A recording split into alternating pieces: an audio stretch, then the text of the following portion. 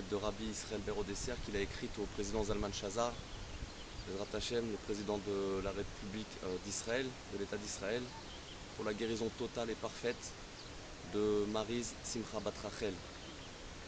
Au commencement, l'espoir se renouvelle chaque jour. Mon cher frère, n'aie pas peur.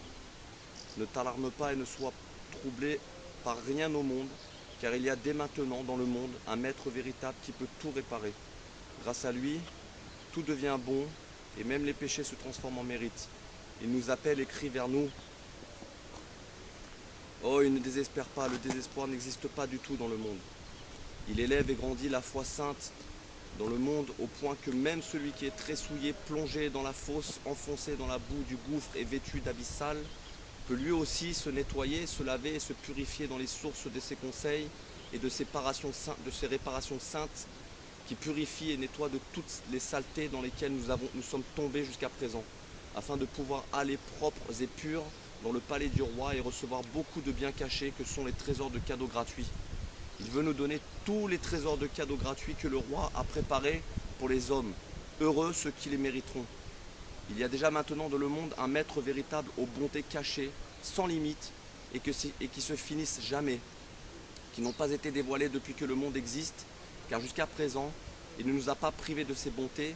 Même si quelqu'un s'est éloigné de Dieu comme il l'a fait, il faut alors précisément qu'il se souvienne de toutes les bontés merveilleuses que Dieu a faites pour lui, même s'il a transgressé tant et plus, même s'il a transgressé toute la Torah des milliers de fois. Malgré cela, il n'y a pas du tout le moindre désespoir dans le monde. Il faut que l'homme recommence chaque fois à se renforcer pour revenir vers Dieu. Cet homme justement doit se réjouir, car c'est cela principalement la grandeur de Dieu, lorsque ceux qui sont très loin se rapprochent de lui, le reconnaissent et se renforcent dans la foi. Le principe de la création du ciel et de la terre tient uniquement au fait que l'homme commence chaque fois au début, comme s'il était né aujourd'hui, et comme si aujourd'hui il venait absolument de commencer. Cela correspond au verset « Au commencement Dieu créa le ciel et la terre », etc.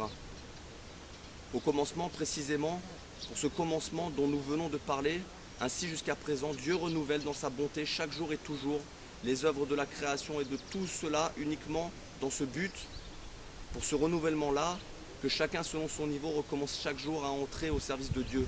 Cet homme-là doit justement se réjouir du tout petit peu de points positifs qui lui restent. Rabbi Israël Ber Odesser.